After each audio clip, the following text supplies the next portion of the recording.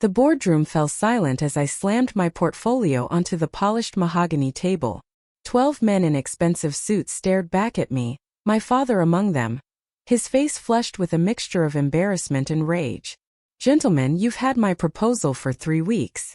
I've demonstrated how my strategy would increase profits by 30% while cutting operational costs.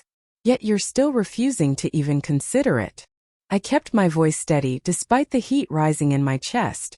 My father, Richard Henderson, CEO of Henderson Manufacturing, leaned forward.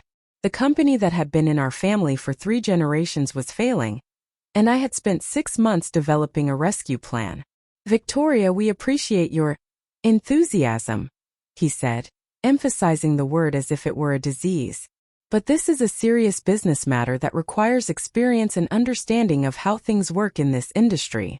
William Parker, my father's oldest friend and VP of Operations, didn't even try to hide his smirk. "Richard, I told you bringing your daughter into this meeting was a mistake. She belongs in HR or marketing, not discussing company strategy." My father didn't defend me. Instead, he nodded slightly, a gesture that cut deeper than any words could have. "Vic," he said, using my childhood nickname that suddenly felt patronizing, "women don't build legacies. They support the men who do. Your grandfather understood that. I understand that. It's time you accepted it too." Laughter rippled around the table. Not loud, not overt, just enough to let me know they all agreed. That in this room full of men twice my age, I was nothing more than Richard Henderson's naive daughter who needed to learn her place. I gathered my portfolio, straightened my jacket, and met my father's gaze. "You're going to regret those words." 3 months later, Henderson Manufacturing filed for Chapter 11 bankruptcy, just as I had predicted. The company that had been our family's pride for 80 years was put up for auction to settle debts. My father lost everything: his company, his reputation, and his confidence. The night after the final bankruptcy hearing, he called me, voice slurred with whiskey. "You were right, Vic. You were right, and I was too proud to listen. But it's over now. All of it." "It's only over if you let it be," I replied. "Some legacies aren't meant to be saved," he mumbled before hanging up. That night, I opened my laptop and began to type an email to Elaine Wong, my former mentor at Goldman Sachs. I had left a promising career in investment banking 5 years earlier to try to help with the family business. Now I was calling in every favor I had accumulated during those years. The subject line read, "Investment Opportunity, Henderson Manufacturing Acquisition." My phone buzzed with a text from my mother. "Your father's not taking this well. He needs you to stop by tomorrow."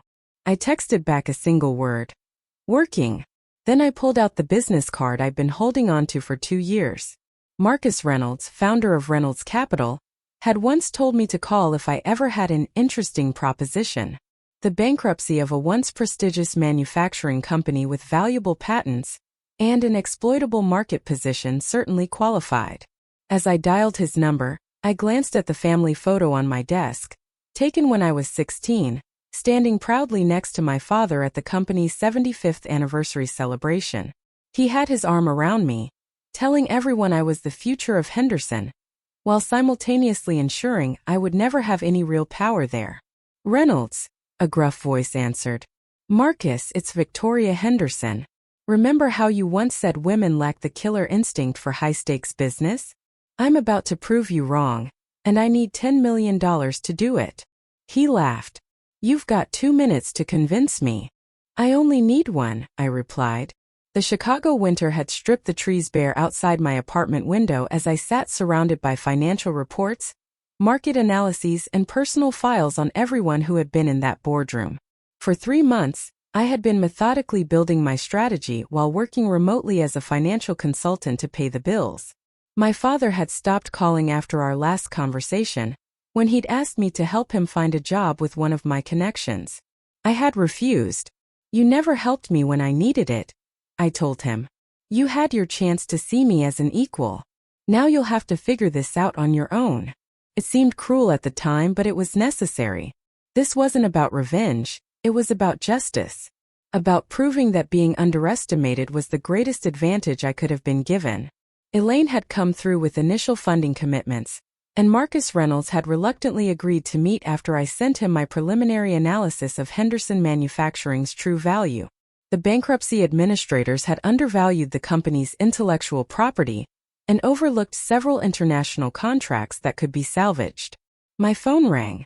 It was Diane Carter, my father's former executive assistant, who had been let go during the bankruptcy proceedings. "Victoria, I got those files you asked for," she said. "Your father's personal emails for the past 5 years. Are you sure you want to go through with this? Some of what's in there. It's not pretty. I need to know everything if I'm going to fix what he broke," I replied. "There's something else." Diane hesitated.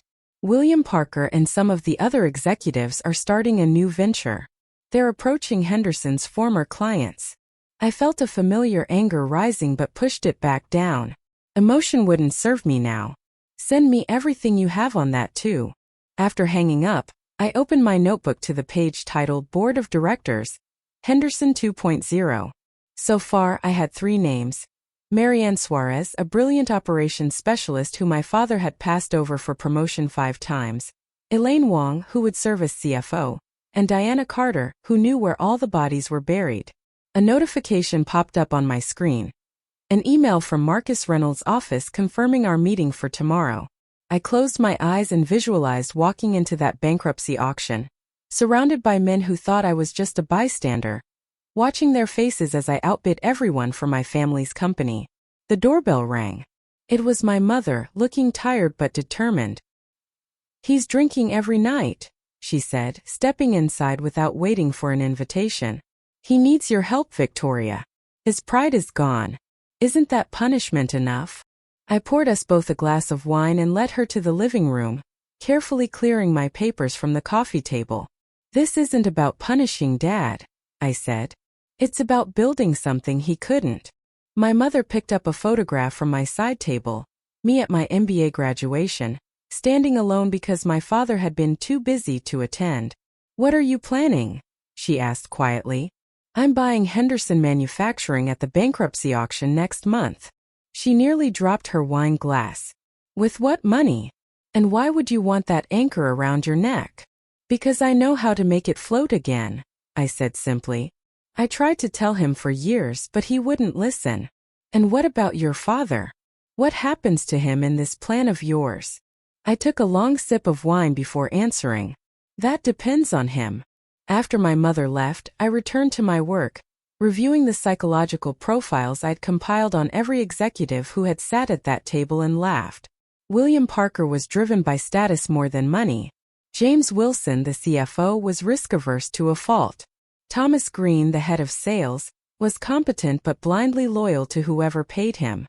I opened a new document and began typing. Phase 1, acquisition. Phase 2, reconstruction. Phase 3, vindication. Under Phase 3, I wrote one sentence. Make them all understand what they failed to see. My phone buzzed with a text from an unknown number. It was Marcus Reynolds. "Dinner after our meeting tomorrow? I'm intrigued by your killer instinct after all." I smiled as I declined the dinner invitation but confirmed the meeting. I didn't need another man underestimating me, even if his money would help me achieve my goals. That night I dreamed of that boardroom again. But this time I was at the head of the table. "5,500,000, called the silver-haired man in the front row. "6 million, countered the woman representing Apex Industries, our biggest competitor. The bankruptcy auction for Henderson Manufacturing's assets was down to 3 serious bidders. Apex Industries, Westbrook Capital Partners, and me. Bidding through a shell company called Phoenix Ventures that Elaine had helped me establish. I sat in the back row, anonymous in a simple black dress rather than my usual power suit. My father was nowhere to be seen, though William Parker lurked near the door, watching but not bidding. He couldn't afford to buy the company outright, but I knew he was hoping to negotiate with whoever won for a management position. 6,500,000.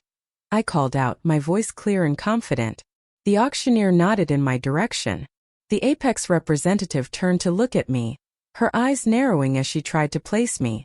7 million, she countered.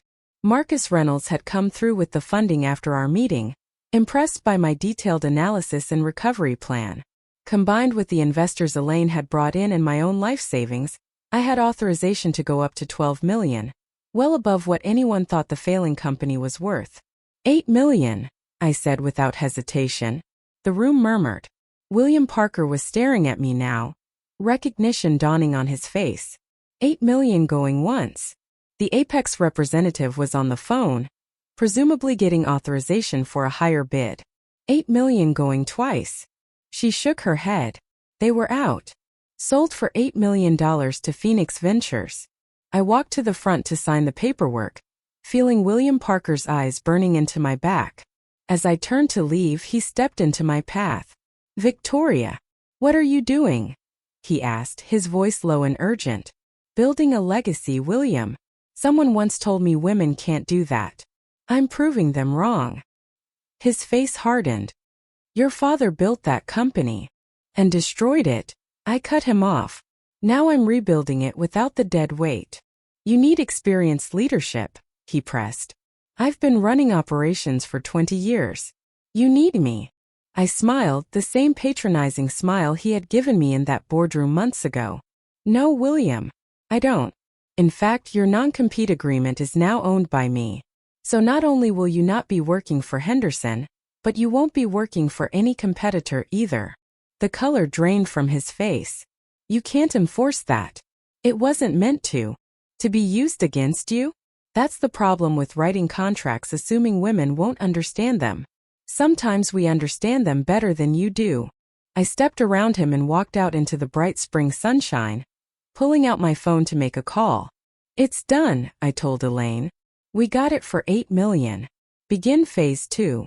That evening, I drove to my parents' house, a modest 3-bedroom in the suburbs that my mother had insisted they downsize to after the bankruptcy. My father answered the door, looking older than his 62 years. The sharp, commanding presence I'd grown up both admiring and resenting had diminished, replaced by a man who seemed uncertain in his own home.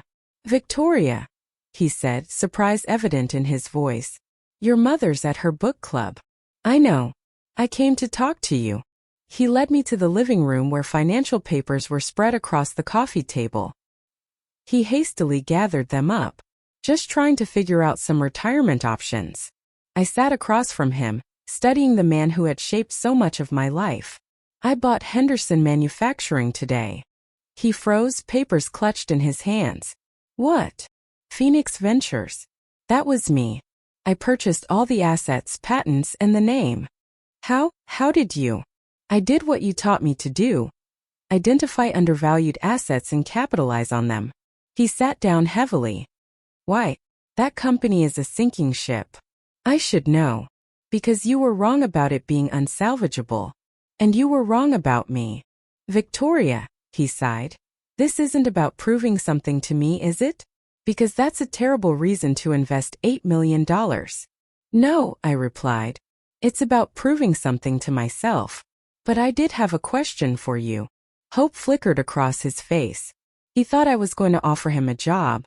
What role did you play in killing my proposal last year? The one that would have saved the company if implemented. His eyes darted away. I presented your ideas as best I could, but the board didn't think. Don't lie to me, I said quietly. I have your emails. You never presented my proposal. You told the board it was unrealistic and naive. You undermined me before I ever walked into that room. Shame crept across his face. I was trying to protect you. If it had failed, it would have been my failure. But you never gave me the chance to succeed or fail on my own terms. I stood up. I'm reopening the company next month. I've hired back 30% of the workforce to start with. Better people are replacing those who won't be coming back. Victoria, wait, he called as I reached the door. Are you? Is there a place for me in your company? I paused, hearing the desperation in his voice. For a moment I remember being 10 years old, sitting on his shoulders at the factory, him telling me that someday all this would be mine. No, Dad. There isn't. You had your legacy, and you chose to let it die rather than let a woman save it. Now I'm building my own. The Henderson method of precision manufacturing is still viable, but the implementation was inefficient. I explained, walking through the reopened factory floor with Marian Suarez, my new chief operations officer. Your improvements to the process flow have already increased productivity by 15%. Marian nodded, her experienced eyes scanning the workspace. The old guard was too attached to tradition. Sometimes you need fresh eyes. It had been 2 months since the acquisition. I had rehired the best of the former employees and brought in new talent where needed. The company logo had been redesigned, keeping the classic H, but adding a rising phoenix behind it. Subtle symbolism that wasn't lost on anyone who knew the company's story. "Miss Henderson," called Diana, now my executive assistant and invaluable right hand. "The reporter from Business Weekly is here for your interview." "Thank you, Diana. Please show her to my office. I'll be there in 5 minutes." As I walked through the factory, employees nodded respectfully. I knew all 47 of them by name now. Many were women who had been in support roles before but now held technical and leadership positions. Others were former employees who had been let go not because of their skills but because of office politics or their unwillingness to join the boys' club. In my office, formerly my father's, though I'd replaced the dark wood and leather with clean lines and bright, open spaces, Lisa Chan from Business Weekly waited, recorder ready. "Miss Henderson, thank you for agreeing to this interview," she began. 6 months ago, Henderson Manufacturing was bankrupt. Today you've rehired nearly 50 employees, secured 3 major contracts, and are projecting profitability by year's end. What's your secret? I smiled. No secret. Just good business practices that should have been implemented years ago. We've modernized our manufacturing process, focused on high-margin specialty products rather than competing on volume with overseas manufacturers, and created a culture of innovation rather than tradition. And the fact that your executive team is primarily women, is that a deliberate statement? I hired the best people for each role, I replied. It just happens that many of the best people were overlooked by previous leadership. Speaking of previous leadership, Lisa continued, your father ran this company for nearly 30 years before its bankruptcy. What does he think of your success? I had prepared for this question.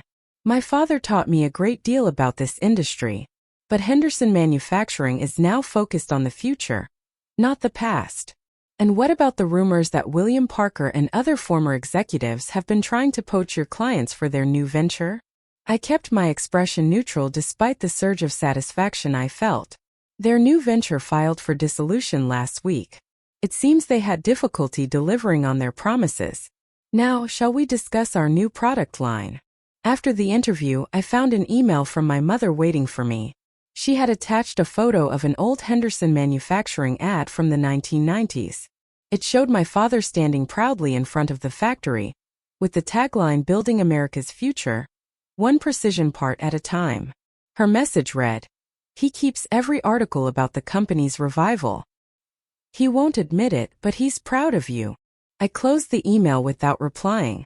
It wasn't my father's pride I was seeking anymore. Diana knocked on my door. "Your 3 o'clock is here." Thomas Green, the former head of sales, walked in, looking considerably less confident than the last time I'd seen him laughing in that boardroom. Miss Henderson," he stammered. "Thank you for seeing me." "Thomas, have a seat." I gestured to the chair across from my desk. "I understand you're looking for a position." "Yes. After William's venture collapsed. Well, the non-compete agreements have made it difficult to find work in this industry. I was hoping, given our history." "Our history?" I raised an eyebrow. "You mean when you dismissed my growth strategy without reading it? Or when you laughed along with everyone else when my father said women don't build legacies?" He had the decency to look ashamed. "I was wrong. We were all wrong. What you've done here proves that." I studied him for a moment. Thomas had always been a follower, not a leader. Competent in sales but lacking the courage to stand up to my father or William Parker. "I don't need yes men, Thomas. I need people who will tell me the truth even when it's difficult." "I understand. I can be that person." "Can you? Then tell me truthfully. Did you approach me because you believe in what I'm building here? Or because you ran out of other options?" His hesitation told me everything. I need a job. But I also respect what you've accomplished. I handed him a folder. This is a 6-month contract for a sales position. Not head of sales. You'll report to Jasmine Lee, who has implemented the strategy you dismissed. This is your probation period. Prove yourself, and we can discuss a permanent role. Relief washed over his face. Thank you, Victoria. You won't regret this. Miss Henderson, I corrected gently. And whether I regret it or not depends entirely on you. After he left, I opened my strategic plan and checked off another item. Reintegrate salvageable former executives under new leadership structure. My phone rang. Marcus Reynolds. Victoria. I've been looking at your quarterly numbers. Impressive doesn't begin to cover it. Thank you, Marcus. I have to ask, how much of this is about proving your father wrong? I considered the question carefully. It started that way, but now it's about proving myself right. Well, whatever your motivation, our investment committee is pleased. So pleased, in fact, that we want to discuss additional funding for your expansion plans. I'll have Elaine send over the proposal. After hanging up, I stepped to the window overlooking the factory floor. What had begun as a mission of vindication had evolved into something more meaningful. Every person I'd hired who had been previously overlooked or undervalued was now contributing to something greater than my personal vendetta. My phone buzzed with a text from my father. I see Thomas Green is working for you now. Smart move. He always had potential. I didn't reply. Some bridges couldn't be rebuilt, at least not yet. 1 year to the day after I had slammed my portfolio onto that boardroom table, I stood at the head of a different table in the same room. The space had been renovated along with the rest of the headquarters, but I had kept this room largely the same as a reminder of where this journey began. Around the table sat my executive team. Elaine as CFO, Marianne as COO, Diana as Chief of Staff, and 5 other department heads. 7 women and 2 men who had earned their positions through merit rather than connections. Our first-year results have exceeded projections by 22%, Elaine was saying, her precise analysis displayed on the screen behind her. The Henderson Suarez manufacturing process has been approved for patent, and the military contract we secured last quarter has opened doors to government work that was previously inaccessible. I nodded, feeling a sense of pride that had nothing to do with my last name and everything to do with what we had built together. Thank you, Elaine. Now let's discuss the acquisition offer from Westbrook Capital. Diana distributed folders containing the details of the offer. A buyout that valued Henderson Manufacturing at $65 million, just 12 months after I had purchased it for $8 million. They want to bring in their own management team, Marianne noted, frowning as she read through the terms. This is essentially an offer for the patents and contracts, not for what we've built here. Exactly, I agreed. Which is why I've already declined. Surprise rippled around the table. Without consulting us? Asked Jason Chan, our head of R&D and one of the 2 men on the executive team. I'm informing you now, I replied. And I'm open to your thoughts. But I wanted you to see the offer in the context of our next strategic phase. I stood and walked to the screen, pulling up a new presentation titled Henderson Global. Phase 2 Expansion. We're not selling. We're growing. I've secured additional funding from Reynolds Capital for international expansion. The door to the boardroom opened, and William Parker walked in, followed by my father. I'm sorry, Miss Henderson, said the receptionist hurrying in behind them. They insisted. It's all right, Cynthia, I said calmly. I expected them. William Parker looked around the room, taking in the diverse faces of my executive team, his expression a mixture of disbelief and disdain. Victoria, he said, ignoring protocol. We need to talk. Privately. Whatever you have to say can be said in front of my team. I remained standing, my position at the head of the table a visual reminder of who was in charge now. My father stood slightly behind William, looking uncomfortable but determined. You've received an offer from Westbrook, William said. $65 million. Take it. I've declined it, I replied. William laughed, though there was no humor in it. Of course you have. Because this has never been about business for you, has it? It's about your ego. I raised an eyebrow. Projecting much, William? This is very much about business. Specifically, the business of building something lasting rather than selling out at the first opportunity. You got lucky, he insisted. The market shifted in your favor. The government contracts were secured through competitive bidding, Elaine interjected. Our efficiency improvements made our pricing structure more competitive while maintaining higher margins. William's face reddened. Who is this? Elaine Wong, Chief Financial Officer, she replied coolly. We've met before, though you probably don't remember. I was the assistant taking notes at the Reynolds Capital meeting 3 years ago. I suppressed a smile. William had a habit of ignoring anyone he deemed unimportant. Victoria, my father finally spoke, his voice softer than William's.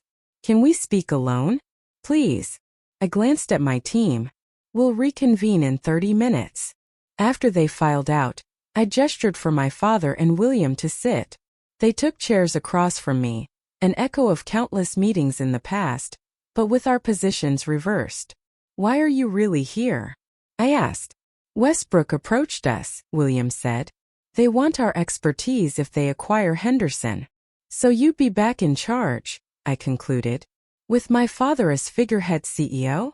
My father had the grace to look ashamed. It's not like that, Vic. It's exactly like that, I countered. And the answer is no. I'm not selling. You have to understand. William leaned forward, his tone condescending. What you've done here is impressive. For a woman with limited experience. For anyone, I interrupted. What I've done would be impressive for anyone, William. The fact that you still can't acknowledge that is exactly why you're not part of this company anymore. You fired everyone who disagreed with you, he accused. Created this echo chamber of yes women. I laughed. Have you met Marianne? She disagrees with me daily. Productively. With alternatives and evidence rather than patronizing dismissals. My father cleared his throat. Victoria, be reasonable. This offer is a windfall. You've made your point. What point would that be, Dad? That you could do what I couldn't. That you were right all along. I studied him, seeing for the first time not the towering figure of my childhood, but a man confronting his own failures. That was never the point. Then what is? He asked, genuinely confused. Building something that lasts. Isn't that what you always said a legacy was? William stood abruptly. This is pointless. She's just being stubborn to spite us. No, William.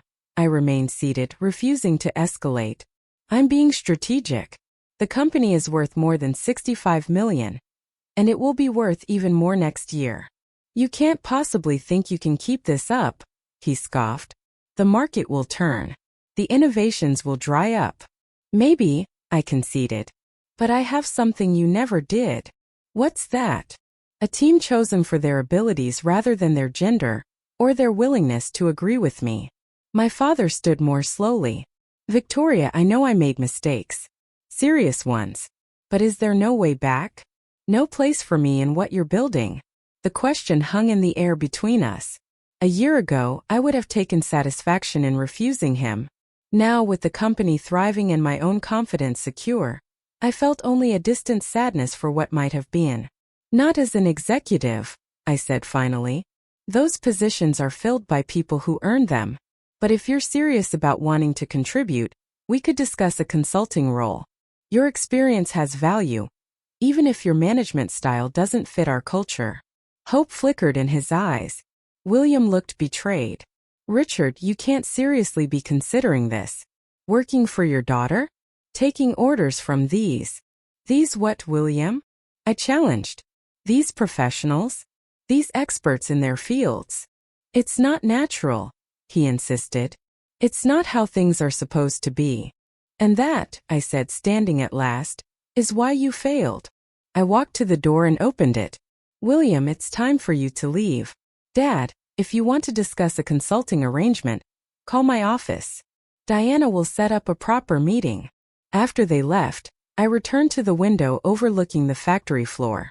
Through the glass, I could see Marian talking with a group of engineers, gesturing enthusiastically about some new idea.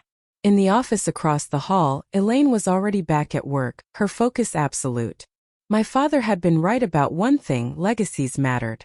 But he had been wrong about who could build them.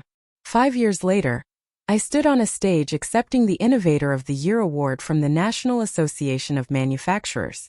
The ballroom was filled with industry leaders, many of whom had once dismissed me or the possibility that Henderson Manufacturing could rise from the ashes. "This award doesn't belong to me alone," I said into the microphone. "It belongs to every person at Henderson who believed we could redefine what manufacturing looks like in the 21st century. It belongs to our team of engineers who developed the Henderson-Suarez process that has revolutionized precision manufacturing. It belongs to the over 300 employees who come to work every day with ideas and energy, and the courage to voice them." From my position on stage, I could see Marian Suarez sitting with her wife and children. Next to them sat Elaine, Diana, and other members of the executive team that had grown as the company expanded. In the back of the room, I spotted my father sitting with my mother, both beaming with pride. Our relationship had healed slowly over the past 5 years. His consulting role had eventually turned into a special projects position, where his institutional knowledge proved valuable, without giving him authority over others. He had finally seen me, really seen me, as the leader I had become rather than the daughter he thought he needed to protect or control. When Henderson Manufacturing faced bankruptcy 5 years ago, I continued. Many said it was inevitable. That American manufacturing couldn't compete. That the Henderson legacy was finished. I paused, looking around the room. They were wrong. What they failed to understand was that legacies aren't about maintaining the status quo. They're about evolution, adaptation, and sometimes complete reinvention. After the ceremony at the reception, I found myself face to face with Marcus Reynolds, whose initial investment had helped make it all possible. $65 million seems like a bargain now, he commented, raising his glass in a toast. Henderson's current valuation at $300 million makes me look like a genius for backing you. I smiled. You almost didn't. Best mistake I never made, he acknowledged. Though I still maintain you could have fired those executives without buying an entire company. Where would the satisfaction be in that? We both laughed, and I excused myself to greet William Parker, who had approached somewhat hesitantly. 5 years had added gray to his hair and humility to his bearing. "Congratulations, Victoria," he said, extending his hand. "You've accomplished something remarkable." I shook his hand. "Thank you, William. I was wrong about you," he admitted. "About a lot of things." "We were all wrong about something," I replied generously. "The difference is learning from it." Later that evening, I found my father alone on the hotel terrace, gazing out at the city lights. "There you are," I said, joining him at the railing. "Mom's looking for you. The car is waiting." "Just needed a moment," he replied. Days like today, they make a man reflect. I waited, sensing he had more to say. "I was so certain about how things should be," he continued. "So convinced that my way, the way my father had taught me, was the only way." He turned to face me. "I would have destroyed your spirit if you had let me." "But I didn't," I reminded him gently. "No, you didn't. You built something I never could have imagined." He reached into his pocket and pulled out a small box. "I want you to have this." Inside was his Henderson Manufacturing pin, gold with the original company logo, given to him by his father when he took over as CEO. "Dad, I can't." "Please," he insisted. "It belonged to the old Henderson. It should stay with that legacy while you continue building your own." I took the pin, feeling its weight in my palm, the weight of history, of lessons learned and challenges overcome. "You know," he said, his voice thick with emotion, "when I said women don't build legacies, it wasn't just wrong. It was the worst kind of wrong, the kind that sounds like wisdom but is really just fear dressed up as tradition." "What were you afraid of?" I asked, genuinely curious after all these years. "Change. Becoming irrelevant." He smiled sadly. Ironic that in trying to prevent it, I ensured it. My phone buzzed. A text from Elaine about our early meeting tomorrow to discuss the Asian expansion. Even on nights of celebration, business continued. "We should get back," I said, carefully pocketing the pin. As we walked toward the elevator, my father asked, "Do you ever think about what would have happened if I had listened to you that day in the boardroom? If I had implemented your strategy from the beginning?" I considered the question. Sometimes. But then we wouldn't be here, would we? You would still be CEO. I would be some vice president with limited authority. The company would be smaller, safer. Not better. Different, I clarified. The Henderson manufacturing that exists now isn't just a continuation of what was. It's a transformation. Sometimes things need to break before they can become what they're meant to be. The elevator doors opened, revealing the lobby where my executive team waited with my mother. A photographer from the industry magazine asked for a group photo. As we assembled for the picture, I stood in the center, surrounded by the brilliant, diverse team that had made Henderson Manufacturing a case study in innovation and inclusive leadership. My father stood to one side, no longer the patriarch but a valued contributor to something greater than himself. Henderson Manufacturing, the photographer prompted. The new face of American industry. As the camera flashed, I thought about that boardroom 5 years ago, about the words that had set everything in motion. Women don't build legacies. I had proven those words wrong not just for myself, but for every person who had ever been underestimated or dismissed, because they didn't fit someone else's idea of leadership. That night, back in my hotel room, I placed my father's pin in my jewelry box next to my mother's locket. Symbols of the past preserved but not defining the future. I opened my laptop to review the presentation for tomorrow's strategy meeting on further global expansion. A notification appeared. An email from Lisa Chan at Business Weekly requesting another interview. This time for a cover story titled The Henderson Revolution: How One Woman Transformed an Industry.